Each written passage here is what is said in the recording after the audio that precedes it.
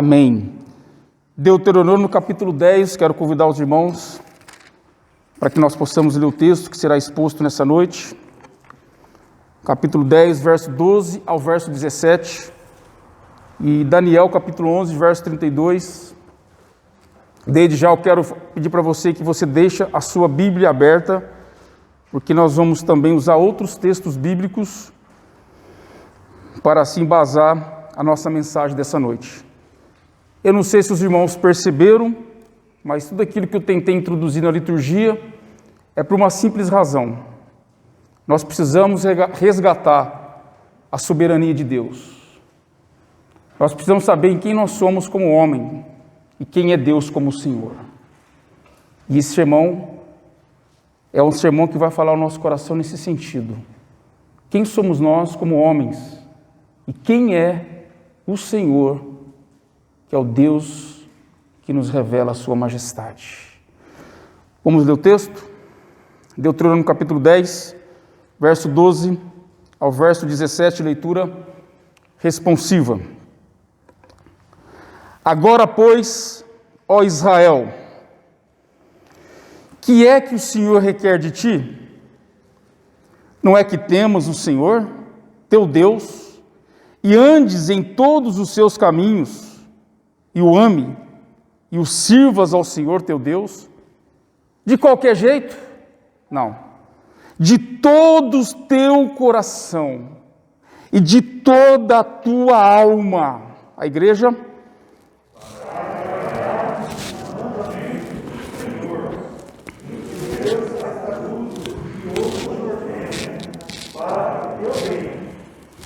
Eis que os céus dos céus são do Senhor teu Deus, a terra e tudo que nela há. Não somente o Senhor se apreciou a vós outros, descendentes deles, escolheu de todos os povos, como hoje experimenta. Circuncidai, pois, o vosso coração, e não mais endureçai a vossa cerviz.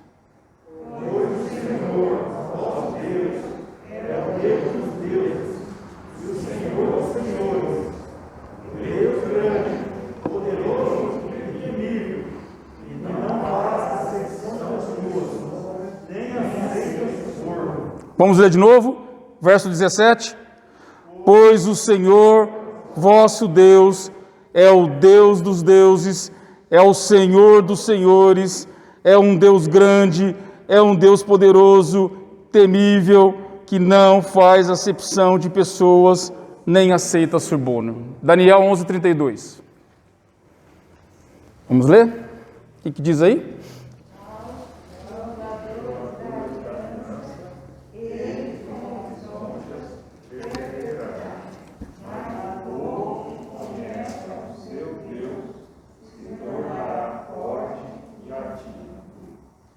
O povo que conhece ao seu Deus se tornará um povo ativo e um povo forte.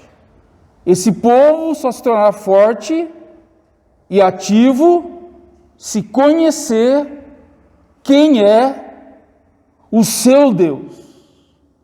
Porque se eu não conheço quem é o meu Deus, eu não se tornarei forte e muito menos ativo. O que é ativo? O que é forte? É atuante, é vigoroso, é trabalhador. Esse é o ativo. E quando eu conheço esse Deus, eu me torno forte e ativo. Não por causa de mim, mas por causa do Deus que eu sirvo. Fernando, por favor, mais uma oração silenciosa. Mais uma oração breve, por favor. Pedindo que Deus nos abençoe na exposição da palavra. Amém. Na história da humanidade secular, mantém-se uma teoria de que o homem determina a sua própria sorte. É o homem que decide o seu destino através do seu livre-arbítrio, entre aspas. E eu já começo a fazer uma pergunta para você. Será? O homem decide o seu destino? Será? Outra coisa importante, muitas pessoas falam isso, ou justificam por isso, que o diabo e a serpente sempre devem levar a culpa de boa parte do mal existente no mundo, afirmando-nos sem restrições aqueles que, apesar de terem muito a dizer quanto à responsabilidade do homem, negam a sua própria responsabilidade, atribuindo e justificando aquilo que está dentro do seu próprio coração depravado. Se eu não conhecer a antropologia humana, se eu não conhecer de fato a realidade do coração de uma pessoa, jamais eu vou entender quem é Deus na minha vida. Quer ver o negócio? Marcos, no capítulo 7. Você vai ler alguns textos comigo. Marcos, capítulo 7, verso 21 ao verso 23. E aqui Jesus ele já começa, conhecedor do coração do homem, relatando como é o meu coração e como é o seu coração. Marcos, no capítulo 7, 21, diz assim: porque de dentro do coração dos homens é que procede o que, meus irmãos? Maus desígnios, maus pensamentos nessa tradução. O que mais? Prostituição, furto, pode falando, homicídio, adultérios, avareza, malícia, o que mais? Dolo, lascívia, inveja, blasfêmia, soberba, loucura. Ora, todos esses males vêm de onde? Vêm do dentro do coração do homem. O homem é depravado pela sua natureza por causa do pecado. E é por isso que eu preciso recuperar a doutrina da soberania de Deus.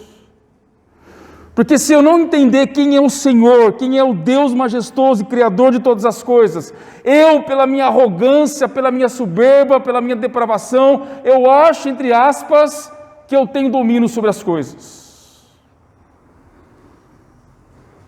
Outra pergunta para você pensar nessa noite. Quem está dirigindo as coisas que estão ocorrendo nesse mundo? Deus?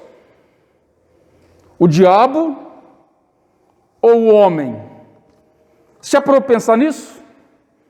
Quando você conversa com a sua rede de amizade, ou quando você clica na internet, ou quando você assiste um programa de televisão, quem está mostrando que está dirigindo as coisas deste mundo? Será que eles estão falando que é o Senhor? Será que Deus está no controle de todas as coisas? Será que Deus está no controle do Covid-19 ou não? Essa é uma pergunta que nós temos que fazer nessa geração. Porque nós precisamos recuperar quem é Deus para nós. Se você olhar hoje, nós estamos vivendo um tempo de confusão, um tempo de caos, um tempo que nós não sabemos como nós vamos se comportar, nós não sabemos o que espera daqui 6 meses para nós, e nós muitas vezes perdemos a noção de que Deus continua no controle de todas as coisas. Quando você conversa com as pessoas, a ideia principal é: algo está fora do controle. Você já ouviu isso? Eu já ouvi isso várias vezes. Parece que o negócio está desgovernado. Parece que o negócio está caminhando para um abismo. Aliás, o que eu tenho ouvido falar muito é que nós estamos caminhando para a Terceira Guerra Mundial. Mas a pergunta não se cala. Quem está no controle? É o homem? Ou é Deus? Quem está governando as nações? É o homem? Ou é Deus? Pense um pouquinho. Tronos cambaleiam, dinastias são subvertidas, povos, nós temos observado muita revolta nos dias de hoje, a civilização moral fracassando com seus valores éticos morais, a tecnologia e o progresso e a ciência, apesar de um crescimento fantástico, não dá resposta significativa para a existência do homem. O homem continua buscando uma resposta existencial para o seu coração, e apesar de toda a tecnologia, mesmo assim, nós não temos resposta. Olha que interessante, né? Quem está no controle? Muita agitação, muita insatisfação, muita insegurança, e ninguém pode prever o que vai acontecer. Os estadistas, perplexos, as pessoas, desesperados, e a pergunta é: será que Deus perdeu o controle? Eu estava conversando hoje com um missionário, alguns irmãos participou conosco da live, de um missionário que está trabalhando em Barcelona, na Espanha, e uma das coisas que nós temos identificado muito no nosso contexto do século XXI nós estamos falando para uma geração pós-cristã, onde os valores cristãos da soberania de Deus se perdeu há muito tempo, e aonde as pessoas têm ensinado e pregado, principalmente dos púlpitos das igrejas, que é o homem, a centralidade no homem, uma teologia do homem.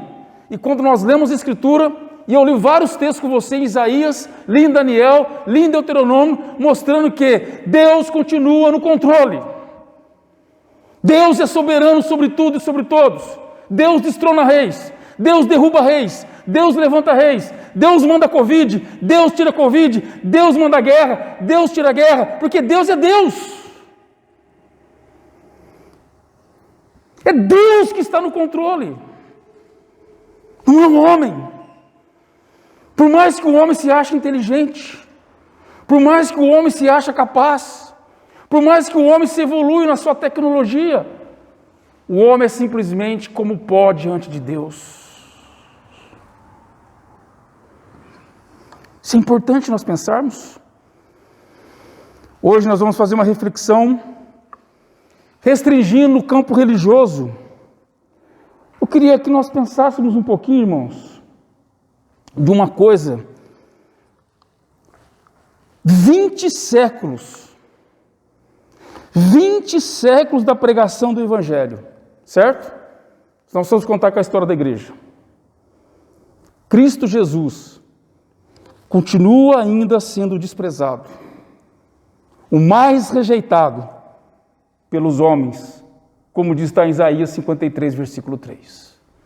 2000 anos na pregação do Evangelho, 2000 anos anunciando o Evangelho, e nós percebemos que Jesus Cristo ainda continua sendo rejeitado por muitos. Pior, o Cristo das Escrituras, o Deus encarnado, o Cordeiro Santo de Deus que tira o pecado do mundo, ele não está sendo mais proclamado, ele não está sendo mais glorificado. E aliás, quando você olha para a Escritura e você olha para o contexto, você vai perceber como sempre que vai ter os remanescentes, daqueles que não vão se apostatar, mas daqueles que continuam crendo piamente que Jesus Cristo é o Senhor, que Jesus Cristo é o Salvador, e que nós só temos acesso a Deus mediante a Cristo Jesus.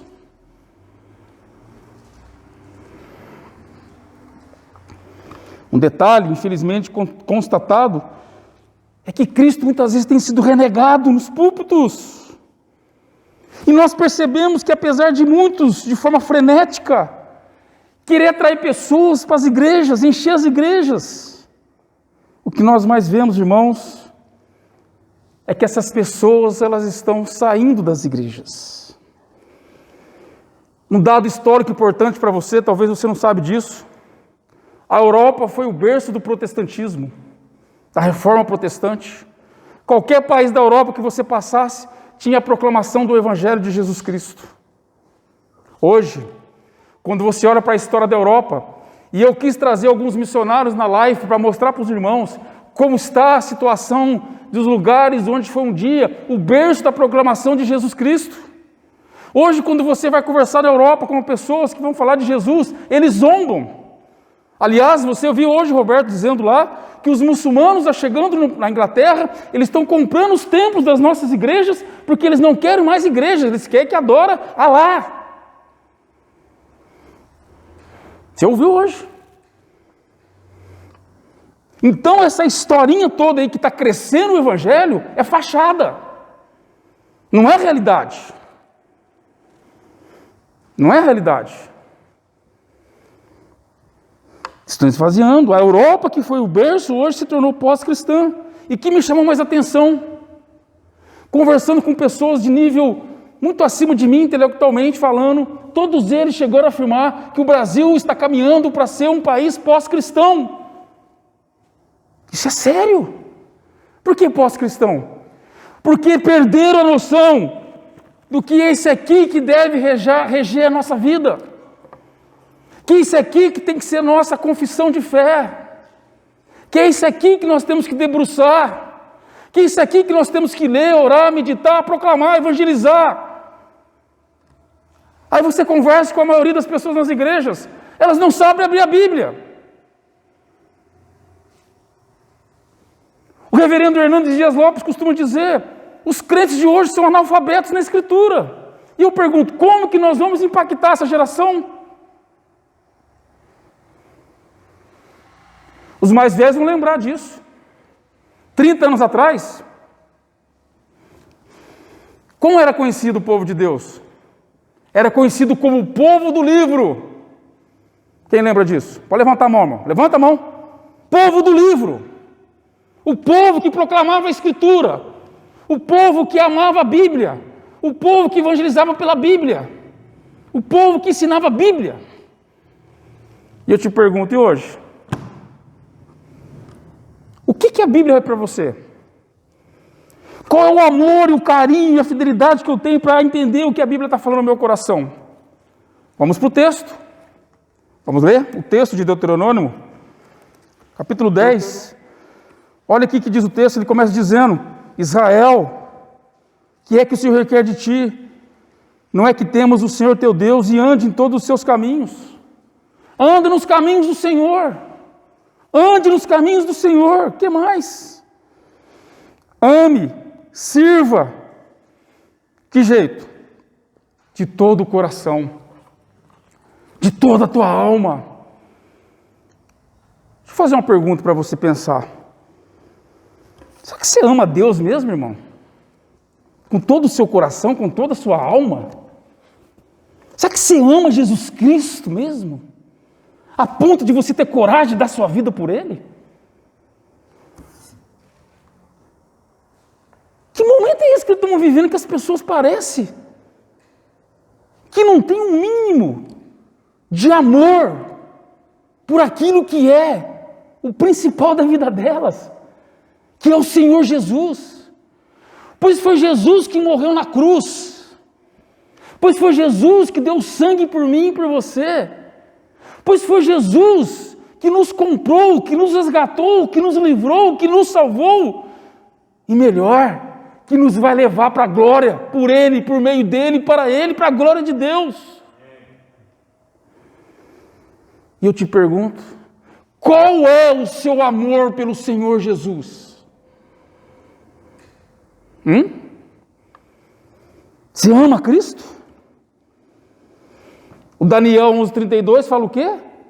Que aquele que conhece o seu Deus é um povo forte, é um povo ativo. Quando vem as ideias de fora, que infelizmente tem perpetuado as nossas vidas, tem estragado a cabeça dos nossos jovens e adolescentes, muitas vezes as pessoas que deveriam estar influenciando as universidades, elas não influenciam.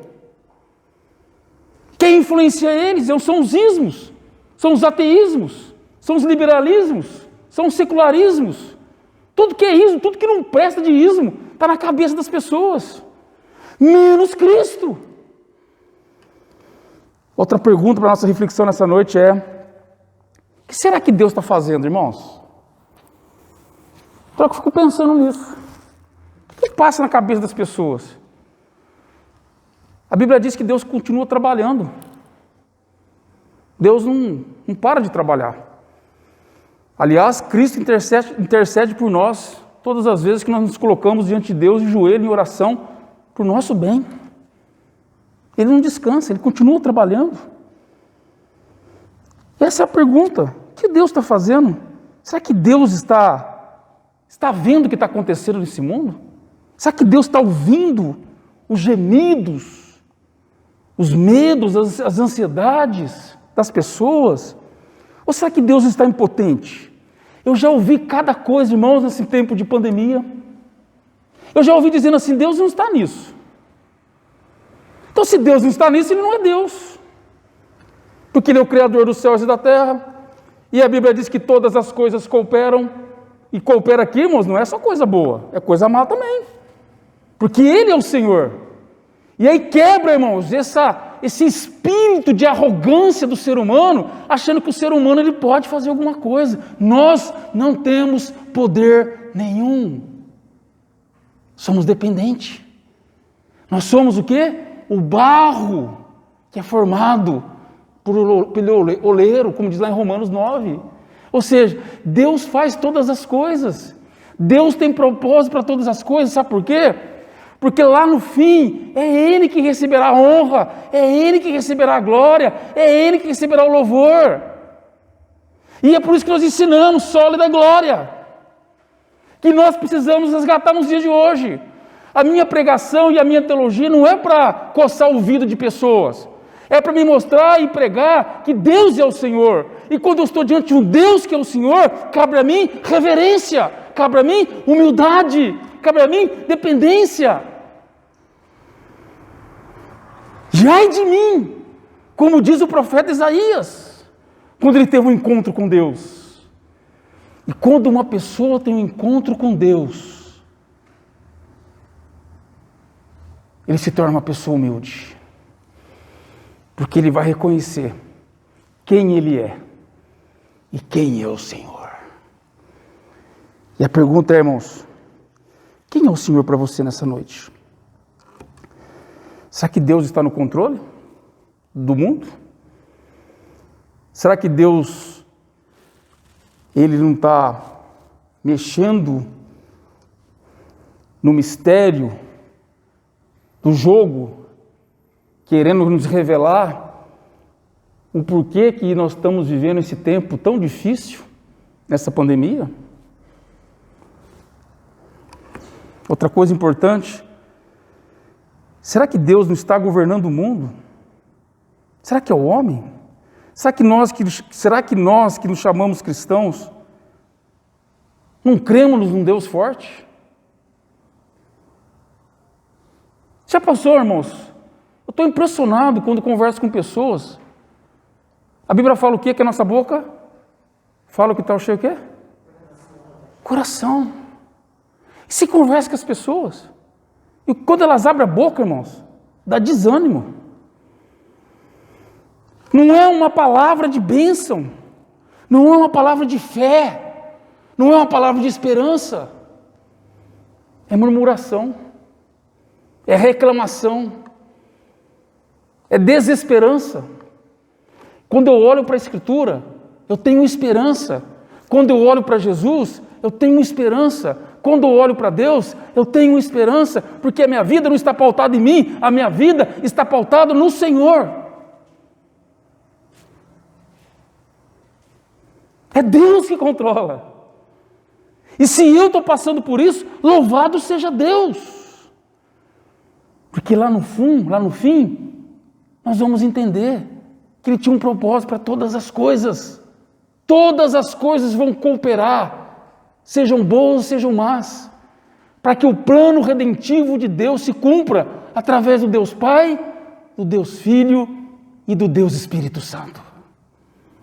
Essa é a teologia sadia, essa é a teologia reformada, essa é a teologia que os puritanos ensinavam, e essa é a teologia que se perdeu nos dias de hoje, e portanto nós precisamos resgatar a teologia de que Deus é o Senhor, que está no centro de todas as coisas. Louvado seja Deus.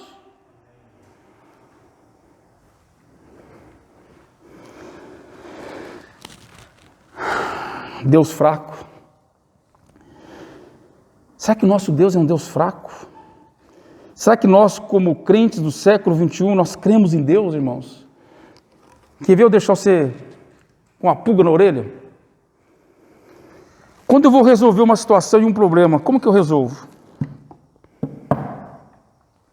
Sabe como que as pessoas resolvem hoje? Na base do grito e na base dos achômetros. Ou na base das suas próprias opiniões. Interessante isso, não é?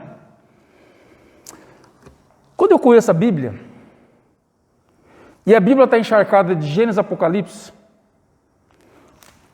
quem é o autor principal da Bíblia? Deus, certo? Gênesis 1 começa como? Com Deus. E Apocalipse termina como? Com Deus. E aí, a Bíblia nos ensina que quando eu tenho diante de uma situação, eu deveria começar com oração. Eu deveria gastar tempo com oração. Eu deveria compartilhar com os irmãos as minhas orações. Eu deveria chamar os irmãos para ter um tempo de oração. Aliás, eu deveria fazer vigília de oração. Aliás, eu deveria fazer jejum. Aliás, eu devia ter tempo mais com oração. Aliás, eu devia acordar mais cedo para orar diante do Senhor para que o meu dia fosse melhor. Eu te pergunto, você faz isso? Por que nós não fazemos isso, irmãos? Porque Deus não é o principal. Eu resolvo a minha situação. Eu acordo cedo, estou respirando, escovo meus dentes, tomo meu café, eu vou trabalhar e segue a vida. É isso que a Bíblia ensina. A Bíblia ensina que eu tenho que estar diante do Senhor. Quando você vai estudar as cartas do apóstolo Paulo, você vai ver uma teologia da oração. Tudo que Paulo fazia, ele colocava-se diante de Deus. E eu pergunto, será que nós temos feito isso? Será que a hora que eu saio para trabalhar no meu primeiro dia amanhã, eu vou me colocar, a primeira coisa que eu vou fazer de manhã, eu vou ter um tempo de encontro com o meu Deus, e vou colocar diante dele a minha vida, e vou colocar diante dele os meus pedidos de oração, para começar bem o meu dia, diante daquele que deveria ser para nós, como diz o texto, né? O meu amor. É interessante isso. E é por isso que a Bíblia, irmãos, ela quebra nós no meio, né? Porque o texto diz assim, ó. O que eu peço de Israel? Vai, versículo 12. Acompanhe comigo aí. Verso 12. Agora, pois, ó Israel, que é que o Senhor requer de ti? Não é o que o temas, teu Deus, e andes em todos os seus caminhos, e o ame? O que é amar a Deus? O que é amar a Deus para você? E o ames e o sirvas ao Senhor teu Deus de todo o teu coração. De todo o teu coração. De toda a tua alma. Não é fácil não, irmãos. O que é prioridade para nós? O que nós colocamos em primeiro lugar? É bonito falar aquele Mateus 6,33, né? Buscai o Senhor em primeiro lugar, a sua justiça e as outras coisas vos serão acrescentadas. A pergunta é, nós estamos de fato colocando Deus como nossa maior prioridade? Não é fácil para mim também não, como pastor, viu, irmãos? O que eu estou falando aqui, a pregação tem que falar comigo primeiro, para depois falar com vocês. Não está sendo fácil. Não é fácil. Por quê? Por causa da nossa natureza depravada. Por causa do nosso orgulho, da nossa arrogância. Que nós achamos que nós temos controle sobre as coisas. Nós não temos controle sobre nada. Nós somos dependentes de Deus. A Bíblia diz que o dia que eu nasci e o dia que eu vou morrer já está determinado segundo a palavra de Deus. Se está determinado é porque Deus está no controle da minha vida. E se Deus está no controle da minha vida, eu tenho que estar na dependência dEle. Mas não é fácil. Estou pregando para mim. Primeiro, a luta que eu tenho de colocar Deus como minha maior prioridade. A luta que eu enfrento. Porque as coisas desse mundo, ela me leva como coisas que faz com que os meus olhos e o meu coração se deleitam, né? E aí eu fico 3 horas na internet, mas não fico 3 minutos em oração. Isso acontece comigo, né, irmãos? Com vocês não, imagina. É só com o pastor. Não é isso? Nós gastamos 2 horas assistindo o Fantástico depois do culto, mas não gastamos 10 minutos na segunda-feira de manhã, às 6 horas, de joelho no chão, clamando: Deus, abençoa o meu dia, tem misericórdia de mim.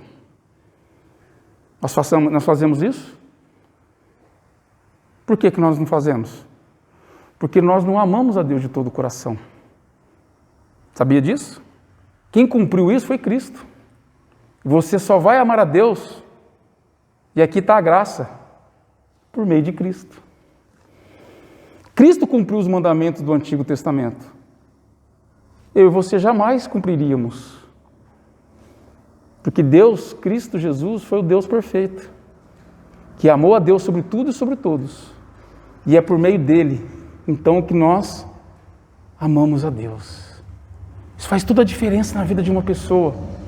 Porque agora você não se torna mais aquela pessoa legalista, farisaica, religiosa, cheio de mentira, querendo mostrar uma superficialidade, uma religiosidade hipócrita. Não.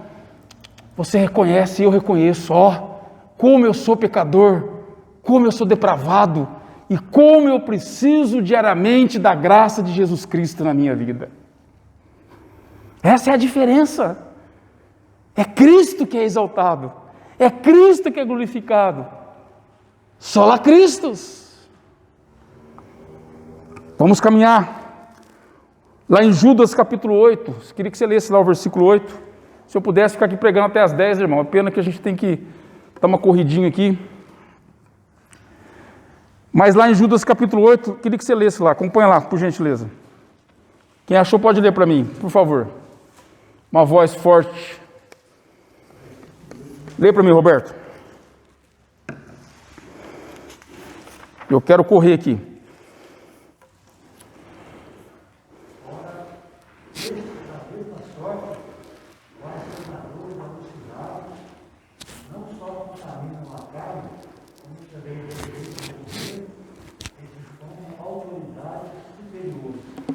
Isso. Difama governos e rejeita autoridades superiores. Você sabe como é conhecida a geração de hoje? A geração mais irreverente de todos os tempos. Os filhos não obedecem aos pais, são irreverentes. Eu acabei de vir da casa de uma visita de uma pessoa que me falou isso. Isso eu vejo todos os dias. E vocês sabem disso. Os filhos não respeitam mais os pais. Para quem é professor aqui, igual o Vanderlei, igual outros aqui, sabe que na escola as crianças não respeitam mais os professores. Certo, Vanderlei? E aí, irmãos, se não respeita em casa, se não respeita na escola, também não respeita na igreja e não respeita ninguém. Essa é a geração. Uma geração insubordinada, uma geração irreverente, uma geração rebelde. E eu pergunto para você, o que essa geração, será que ela vai temer a Deus, irmãos? Se eu não respeito meu pai, os mais antigos lembram. A família da minha esposa lembra, talvez o Roberto, a São vai lembrar disso aí, quando falava para os seus pais: benção, pai. Lembra disso? Você pedia a bênção por causa do respeito que você tinha pelos seus pais. Bênção, pai. Bênção, mãe. Lembra disso, irmãos? Pelo respeito que tinha há 30 anos atrás? E hoje, irmãos? Perdeu o respeito. Se eu não tenho respeito pelo meu pai, se eu não tenho respeito pela minha mãe, eu vou ter respeito pelas coisas do Senhor, irmãos? Vou ter respeito por Deus, que é o Senhor? Não. Claro que não. Se o meu pai que eu estou vendo eu não tenho respeito, como que eu vou respeitar aquilo que eu não vejo? Então nós vivemos tempos difíceis, irmãos. E essa geração, conhecida como geração Y, é uma geração que está em decadência, que não respeita a autoridade e que precisa voltar, pela graça de Deus, ser restaurada pelo sangue do Cordeiro. E é por isso que eu fiz questão de ler esse texto. O que Deus estava requerendo do povo de Israel? Está aqui no texto. Que temas o Senhor, que ande nos seus caminhos, que o ama, que o sirva de todo o teu coração. Que ama, que sirva ao Senhor de todo o teu coração. Quem está regendo as coisas na terra hoje? Deus ou homem? Quem está no trono hoje? Deus ou homem? As Escrituras não somente dizem que Deus criou todas as coisas, mas também dizem que o Senhor domina sobre todas as coisas e todos os reinos. Sim ou não, irmãos? Sim! E se Deus reina todas as coisas, e se Ele é o Senhor sobre todas as coisas, quando eu estou diante dEle, me cabe fazer como Isaías capítulo 6, me ajoelhar na presença santa de Deus e com reverência adorar o Senhor, reconhecendo a sua majestade. É isso que nós estamos faltando nos dias de hoje, irmãos. Nós precisamos recuperar a soberania de Deus sobre todas as coisas. Correndo um pouquinho, eu queria fazer outra pergunta para você. Quem é o Senhor para você? Como que você se relaciona com Deus? O texto diz aqui, né? Vamos um pouquinho para frente do texto aqui. Verso 17. Pois o Senhor vosso Deus é o Deus dos deuses e o Senhor dos senhores.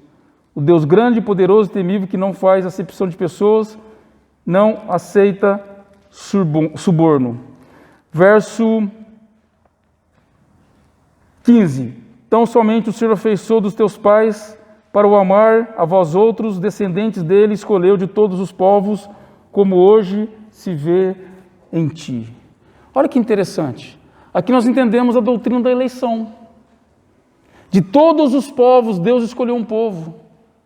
E Deus escolheu um povo para Ele salvar, e que esse povo, servindo-o, vai o amar, vai ser reverente a Ele, vai servir a Ele e vai proclamar o nome dEle. Simples assim, como o irmão Fernando. Simples assim. E o que Deus requer de nós? 16. Circuncidai, pois, o vosso coração. O meu coração tem que estar sensível a Deus. O meu coração tem que estar quebrantado diante de Deus. E quando eu vejo hoje as pessoas falando assim, pastor, hoje, eu já ouvi de pessoas falar assim para mim, pastor, nós precisamos ouvir hoje, sabe o que, pastor? Mensagens adocicadas, com gostinho de xarope de groselha. Eu já ouvi isso. Mas você sabe que xarope de groselha não vai te curar. Na Covid não adianta trazer remedinho. Temos que tratar na raiz. E com Deus é a mesma coisa. O nosso problema é o coração, irmãos. O nosso problema não é externo, o nosso problema está aqui dentro de nós, é interno. O externo é apenas algo que eu faço daquilo que já está dentro de mim. E o texto continua, né? Pois o Senhor vosso Deus é Deus dos deuses, Senhor dos senhores, o Deus grande, poderoso e temível, que não faz acepção de pessoas e que faz justiça. E eu pergunto para você, nosso Deus é justo? Será que as pessoas falando hoje o que está acontecendo no nosso cenário mundial, o que se tem falado por aí é que nosso Deus é um Deus que está no controle, que é um Deus justo, que é um Deus bondoso, que é um Deus maravilhoso, que é um Deus que rege todas as coisas? Ou será que nem se toca no nome desse Deus? É a ciência, né? Aliás, a ciência dita tudo hoje. E eu falo que não. É Deus. Deus continua no trono. Deus continua regendo todas as coisas. E eu queria trazer a palavra da graça para você nessa noite. Sabe dizendo o que para você, irmãos? Que mesmo nessa situação tão difícil e complicada que nós vivemos, mesmo sabendo que o nosso coração muitas vezes não serve a Deus e não ama a Deus como deveríamos, nós temos uma esperança que é Cristo Jesus. E a palavra para você nessa noite é que nós não devemos temer, mas que nós devemos confiar. Porque o nosso Deus, Ele é forte, o nosso Deus, Ele é grande, o nosso Deus é majestoso, o nosso Deus é soberano, Então você não precisa temer, você precisa apenas confiar e descansar e se colocar diante dele, para que ele possa cumprir a vontade dele na sua vida. E independente do que vai acontecer com você daqui para frente, você sabe quem tem crido, você sabe que ele é fiel, e você sabe que diante da situação que você está vivendo e eu estou vivendo, mesmo se nós enfrentarmos a morte, nós sabemos para onde vamos. Nós temos a segurança em Cristo. Eu não confio no homem, eu confio em Jesus. E é Jesus que nós devemos descansar. Isaías capítulo 9, versículo 6. Olha só o que diz aí. Vou querer ter mais 3 versículos com os irmãos. Isaías 29, 16, Isaías 9, 6, Isaías 45, 9. Vamos com Isaías 9, 6 primeiro, para nós concluirmos aqui. Olha que lindo que ele diz para você nessa noite. Porque o menino nos nasceu, um filho nos deu, o governo está sobre os seus ombros e o seu nome será Maravilhoso, Conselheiro, Deus Forte, Pai da Eternidade e Príncipe da Paz. Para que aumente o seu governo. Quem governa? Cristo Jesus. O grande reformador, estadista chamado Abraham Kuyper, ele diz: não há um centímetro nessa terra que não está sobre o governo do Senhor Jesus Cristo. Nada escapa ao senhorio do nosso Senhor e Salvador Jesus Cristo. E é por isso que eu posso confiar, descansar nele. Isaías 29, 16. Isaías 29, 16. Olha o que diz. Que perversidade a vossa, como se o oleiro fosse igual ao barro e a obra dissesse ao seu artífice: ele não me fez, ele não me fez. E a coisa feita dissesse ao seu oleiro: ele nada sabe. Será? Deus nada sabe? Deus não está por trás da Covid? Será que Deus não sabe de nada? Ou será que Deus está cumprindo um propósito? Aliás, eu já ouvi de alguns teólogos dizendo que Deus está passando a peneira. Louvado seja Deus, a peneira está passando. É por isso que muitos irmãos estão apostatando. Está na Bíblia, irmãos, não se assuste com isso. É a peneira de Deus. Porque em tempos difíceis, só vão ficar aqueles que de fato, como diz em Daniel, sabem quem é o seu Deus.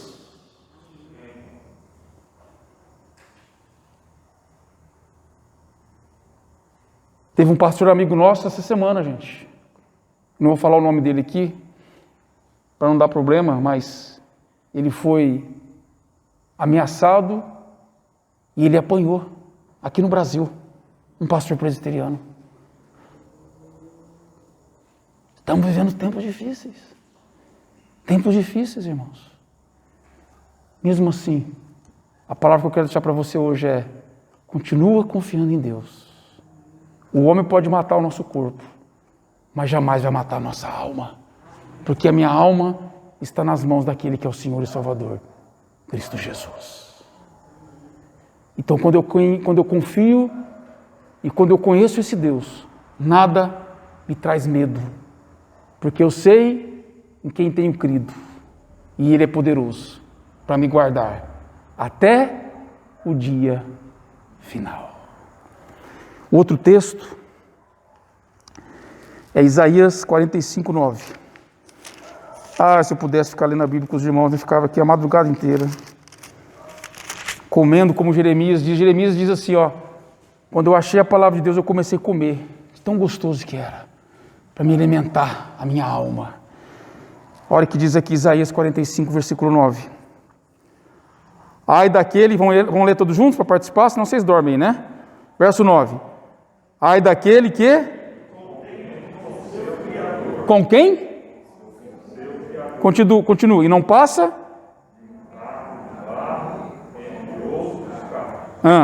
Acaso?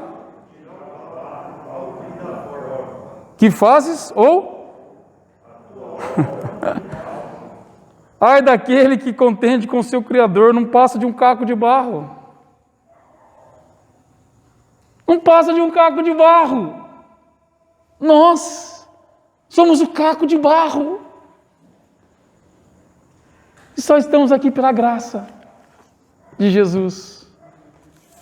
O que está nos deixando aqui em pé, respirando, é a graça de Jesus que está nos sustentando. Louvado seja Deus. Eu quero pular lá para o final, terminando com os irmãos, lendo mais 2 textos. Jeremias, capítulo 17, versículo 5. Jeremias 17, 5. Esse é o texto que eu queria que você guardasse essa noite e você saísse aqui com isso na sua mente e no seu coração. Jeremias 17, 5 começa dizendo assim: maldito o homem que confia no homem. Então acha, irmãos, que nós devemos confiar. Cuidado onde você tem confiado a sua vida. Não é a ciência, não é os governos que vão dar uma resposta para nós. É Cristo. Maldito o homem que confia no homem. Faz da carne mortal o seu braço e aparta o quê? O seu, a palavrinha aparece aí. Aparta o seu coração do Senhor. Cuidado. Porque será como um arbusto solitário no deserto e não verá quando vier o bem. Antes, morará nos lugares secos do deserto, na terra salgada e inabalável. Aí vem a resposta da graça de Deus. Vamos ler tudo junto? Versículo 7.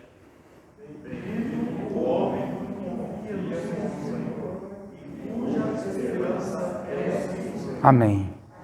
Bendito o homem que confia no Senhor, cuja a esperança é o Senhor.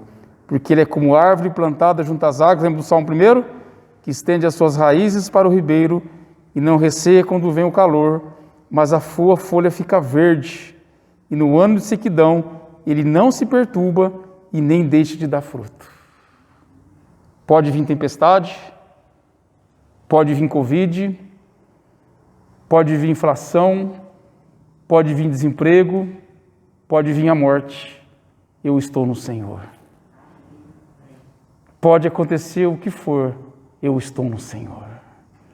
Pode o mundo se abalar, eu estou no Senhor. Que Deus te abençoe e que você saia daqui crendo na esperança de quem rege todas as coisas. Não é o homem, é Deus. E que o seu Deus não seja um Deus apenas de raciocínio, mas seja um Deus que reina dentro do seu coração. E quando você passar por momentos difíceis da vida, você saberá que o Espírito de Deus que habita dentro de você vai te consolar, vai te fortalecer e vai te ajudar a passar por esses momentos. Que Deus te abençoe, em nome de Jesus.